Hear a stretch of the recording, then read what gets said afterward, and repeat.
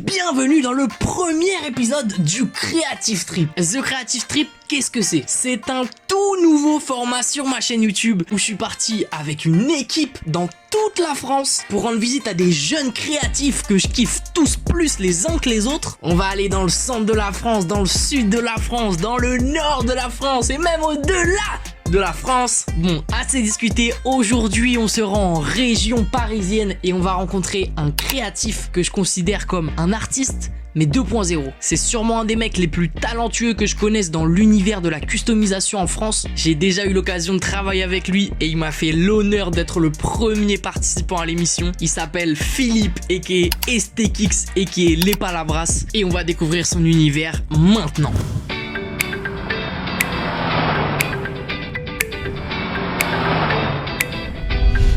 Bienvenue à tous, installez-vous confortablement parce qu'aujourd'hui on est chez Philippe et qui est l'artiste préféré de ton artiste préféré. Comme vous pouvez le voir, c'est un amateur de sneakers. Enfin, vous verrez que lui il appelle ça des kicks. Passionné de dessin et d'art depuis qu'il est tout petit, il a su allier ça à la sneakers, notamment à travers la customisation. Dans cet épisode, on va voir comment il a su provoquer sa chance et comment il en est arrivé à travailler avec de grandes enseignes comme Disneyland, Ray-Ban, JD Sport ou encore le magasin Adidas des Champs-Élysées. Ah d'ailleurs, si j'étais vous, je resterais bien jusqu'à la fin. Il y a un concours kitoko de ouf à la fin de cette vidéo. J'en dis pas plus, mais ça reste un produit exclusif qui est plus disponible nulle part. Bref, laissez-moi dès maintenant vous présenter l'univers de Philippe. Vous allez voir que c'est quelqu'un qui touche un peu à tout. Et du coup, je vais être obligé de vous montrer son travail à travers 3 domaines différents. Et le premier, c'est le tie and dye.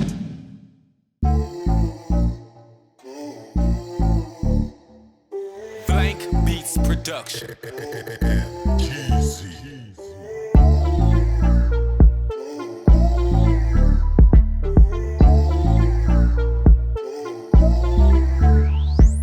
Si je dois recommander du textile, tu vois, pas trop rush, et de bonne qualité. Uniqlo, tu vois, ce t-shirt là, c'est un grammage, je sais pas combien, mais il est épais. Ouais, il est costaud, ouais. Ouais, du coup, ça permet de faire un truc vraiment qui s'ancre bien. Là, sur le noir, tu peux pas taffer la couleur, tu vois. Parce que si tu viens mettre de la javel sur du noir, tu peux que attendre un peu on dirait du cuivre, un peu le rendu. Ouais, c'est ça, t'as une teinte cuivrée. Et là, tu vois, en plus, c'est pas mal, les coutures restent noires. Et ouais. Tu vois ce que je te disais tout à l'heure, pareil pour le sweat. Et ouais. T'as toujours des détails, tu vois, qui.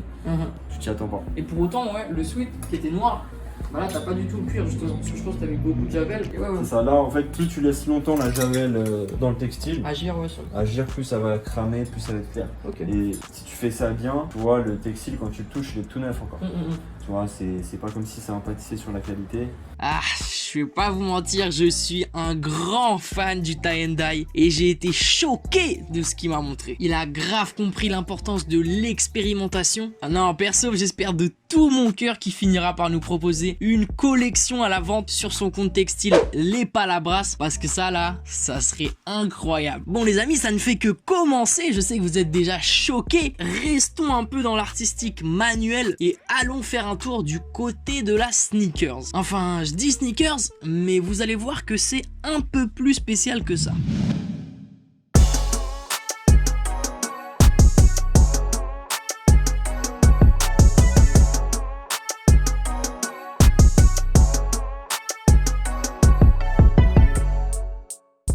Toi, t'es un mec de la sneakers en général. Comment t'en es venu à customiser ce genre de paire? Alors ça, pour la petite histoire, c'est le beau-père qui s'appelle Marc Guillot, qui a une boutique à Madeleine, qui fait des, tu vois, qui est un peu dans la culture dandy. Ça me rappelle un peu quand je suis avec mes potes et que je parle textile, tu vois, ouais. Quand je les vois.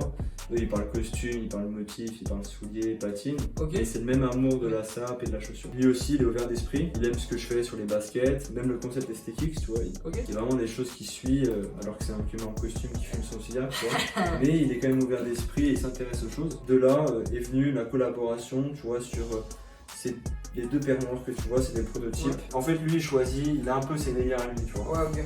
Il choisit le thème, moi je compose un peu, on compose ensemble.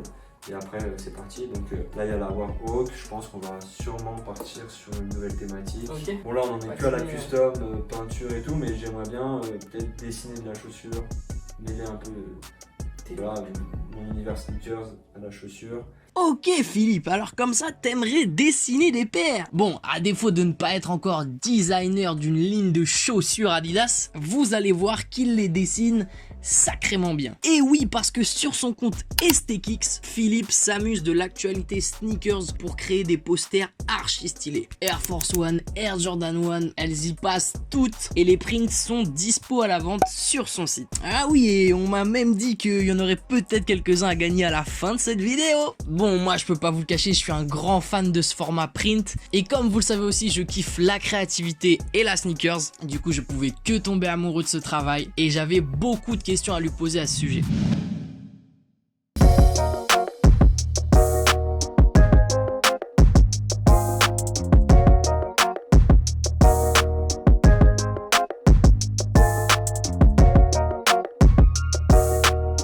Ok, donc là on est avec les prints, donc c'est la deuxième partie, c'est plus la partie STKicks. Donc là on était sur tout ce qui est SAP, là on est plus dans tout ce que tu fais niveau, bah c'est du graphisme en fait. C'est ça, digital art on va dire, Okay. c'est de l'illustration sur iPad. Ok. iPad Pro plus Procreate, Ok. le mot parfait tu vois. Et là c'est du pur, juste de la basket. C'est ça, la basket comme muse. Là, STKicks, ça vient de... Justement, tu vois, j'avais l'habitude de peindre sur des baskets, je voulais changer un peu. Ok. Et juste dessiner des baskets sans me prendre la tête, tu vois. Tu sens qu'il y a un gros concept derrière. Ouais. Tu vois, c'est pour ça qu'STKicks, je le vois plus comme un concept design Ok. que de l'art, tu vois. Enfin, D'accord. que je m'appelle pas STKicks, c'est pas un concept artistique, pour moi, c'est pas de l'art pur, il n'y a pas un message de ouf derrière, c'est juste de la beauté, tu vois, la recherche de l'esthétisme. Ok. Moi, ma base de données, ça en fait partie d'une base de données maintenant commune, c'est Instagram. Ok. Donc Ok. tu vois, je suis en train de me balader, de swiper. Il y a une page sur laquelle je vais beaucoup, c'est Camino TV, parce qu'il y a beaucoup de contenu. Tu vois, ça permet, tu vois, autant des releases actuelles, les rumeurs, Et ouais, fort. même l'actualité de la basket, tu vois. Donc là, c'est l'exemple parfait, tu vois. Ouais. Tu vois, ils ont posté ça en annonçant que c'était une rumeur, je crois. Enfin, c'est pas encore sûr, tu vois, c'est Ouais. pas 2021, donc tant que c'est pas sorti, on sait pas si c'est vrai. Ouais. Pour la petite histoire, je vois la bio et je vois que c'est écrit Colorway Gold. Moi, je vois la paire, tu vois, je vois du jaune, canari, mat. Tu vois, je me dis, mais ça, c'est pas gold. Bon. Je vais montrer ce que c'est du gold. Du coup, j'ai fait la paire avec un glow de malade. Enfin, j'y suis allé avec des touches lumineuses. On dirait un lingot d'or. Je voulais qu'on respecte le nom du colorway, tu vois. Et en général, par exemple, pour ça, tu prends combien de temps à peu près à réaliser le dessin? En termes de timing, peut-être entre 2 heures. Ok. Ouais, un dessin de kicks comme ça, entre 2 et 4 heures. Ok. Tu vois. En gros, c'est quoi ton objectif avec STKicks? Sur le plus global? C'est ça. Bah, en fait, j'ai plein de projets avec STKicks.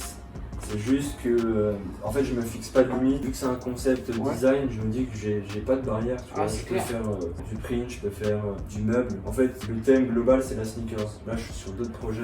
J'ai envie de faire du textile. Ouais.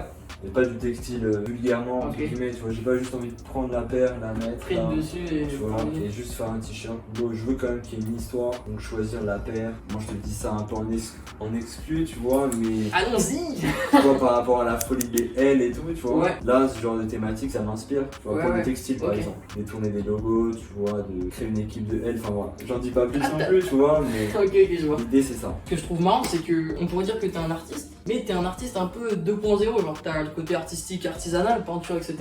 Et au final, tu viens te retrouver aussi dans tout ce qui est graphisme, tout ce qui est typographie, mise en page, etc. Et c'est fou de voir comment tu essaies de combiner tout, parce qu'on a l'impression que ta créativité elle explose partout et que limite tu sais pas dans quoi te spécialiser, et c'est tant mieux même. C'est pas facile, tu vois, c'est pour ça que même j'ai, tu vois, STKicks, Ah ouais, la brasse, plein tout de ça. trucs différents. En fait, je titre, je mets un nom, sinon je me perds. C'est pour ça que je pense que c'est important même pour tout créatif, je dis pas qu'il faut faire ça, mais je pense que c'est important, tu vois, de partitionner ce que tu fais. Et quand tu commences à faire un peu de tout, généralement, tu vois, tu perds tes inspirations, tu les mélanges. C'est marrant, tu vois, tu me dis artiste 2.0 parce que quand j'ai commencé mes études, justement, un peu dans le dessin, dans l'art graphique et tout, j'avais beaucoup de mal avec ce qui était informatique, tu vois, le logiciel.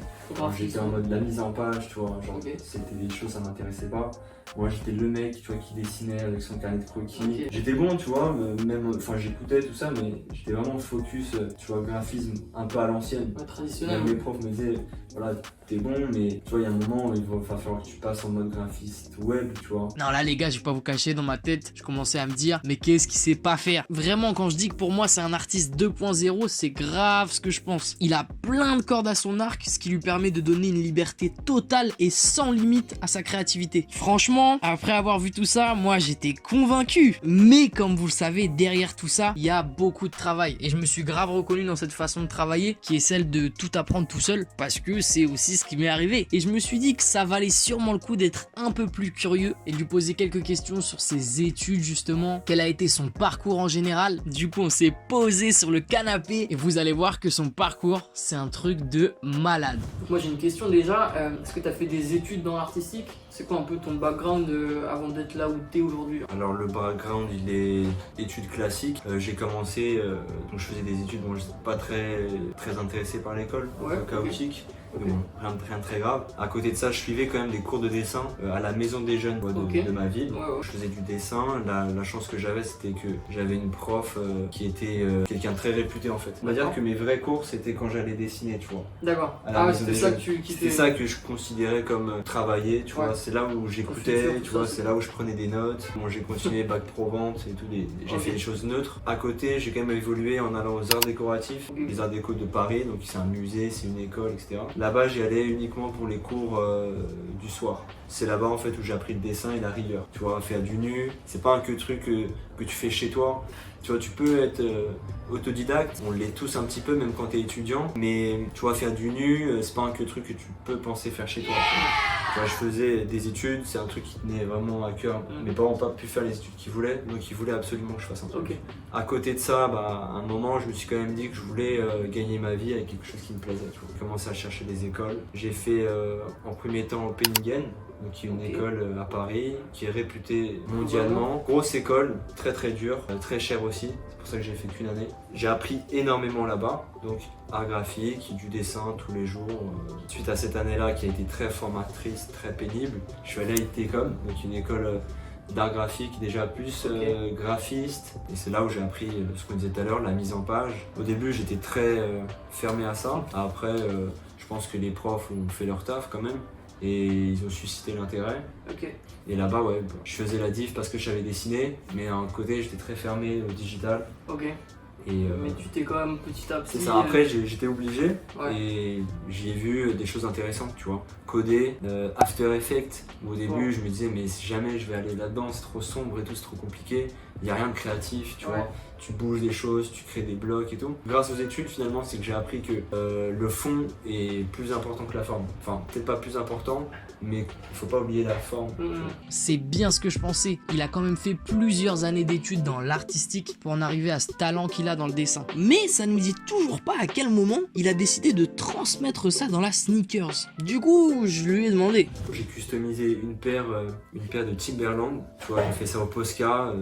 Je me suis pas pris la tête de ce que ça va tenir ou pas. Et à cette époque-là, je commençais à avoir des ateliers de customisation, nettoyage et réparation de sneakers sur Paris. En fait, tout était prévu dans ma tête, j'avais un plan. Je me suis dit, on va aller avec Camille faire nettoyer une paire de baskets à elle.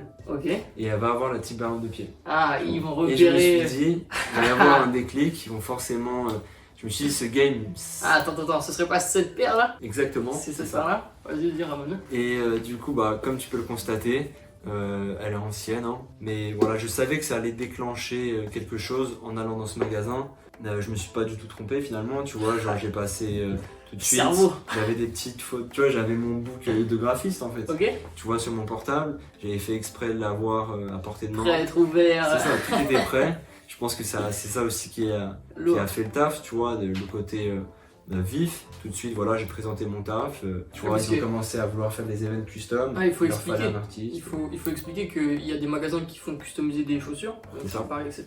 Mais ces magasins-là, ils ont aussi des demandes qui viennent de marques qui veulent par exemple faire un événement, je sais pas, il y a un artiste qui vient et ils veulent que sur place, les gens puissent faire customiser leurs chaussures. Mais souvent, c'est ces magasins-là qui viennent envoyer les artistes. C'est ça. Et c'est ce que toi, tu faisais en général. Exactement, c'est exactement ça.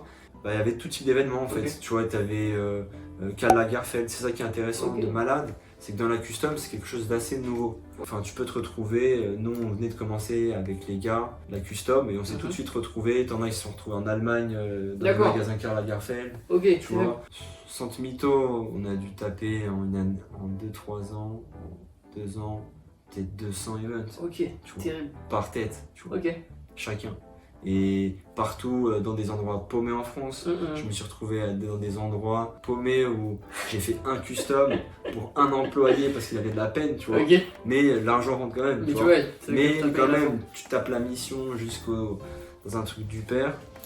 Mais après, c'est le jeu, tu vois. Archi cool. Franchement, c'est ce que je me suis dit après avoir entendu toute cette histoire sur son parcours. J'ai énormément de respect pour les gens qui se lancent en indépendant. C'est un statut super intéressant, mais pour qu'il soit vraiment bénéfique, il faut être rigoureux et courageux à mort. Et forcément, on a souvent tous le même problème, c'est que c'est pas toujours simple de faire rentrer beaucoup d'argent. Enfin ça, c'est que si tu t'appelles pas Philippe. Vous allez voir qu'il a réussi à aligner à balle.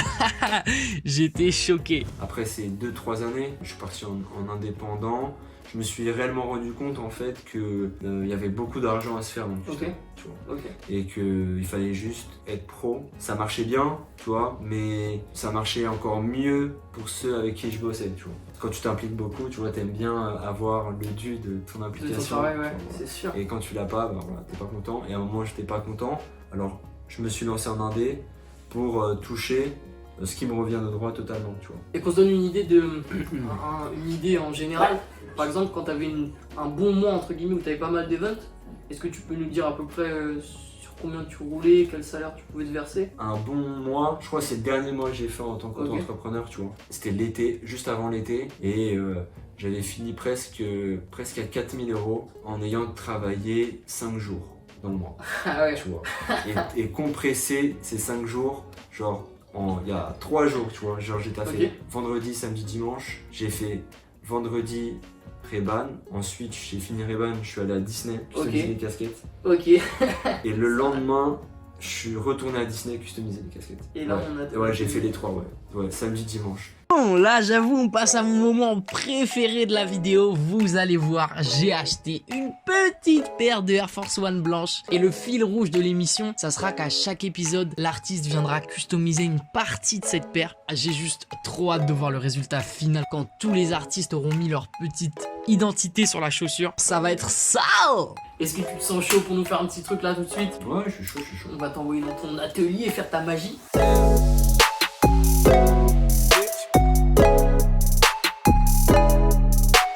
Il est en train de faire le produit en freehand, ça veut dire qu'il n'utilise pas la technique du calque.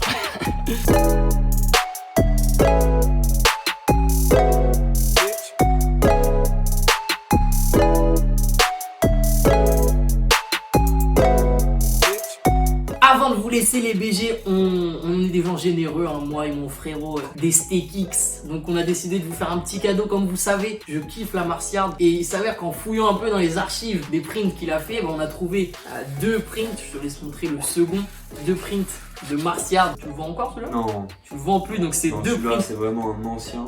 Aïe aïe aïe. Et lui aussi? Et celui-là aussi, ouais. Mais là c'est V1 et là t'as la V2. Ok, bah écoute, ça c'est 2 prints exclusifs. On va vous les faire gagner avec un petit concours Insta. Le lien il va être en description comme prévu. Ok, pour participer au concours, rien de plus simple. Il suffit de te rendre sur mon Instagram. Le lien il est dans la description de la vidéo. Une fois que c'est fait, tu t'abonnes à mon compte Saku Art ainsi qu'au compte des SteakX. Tu likes la publication, tu mentionnes 2 frérots en commentaire et tu n'oublies pas de mettre le hashtag Philippe parce que ça fait plaisir. À savoir que plus tu participeras, plus tu auras de chances de gagner. Et si tu partages la publication en story, bah t'es un bon gars quoi. Ok mes BG, merci d'avoir suivi cette vidéo. On se capte très vite pour une nouvelle vidéo. Et puis nous on se dit à très vite.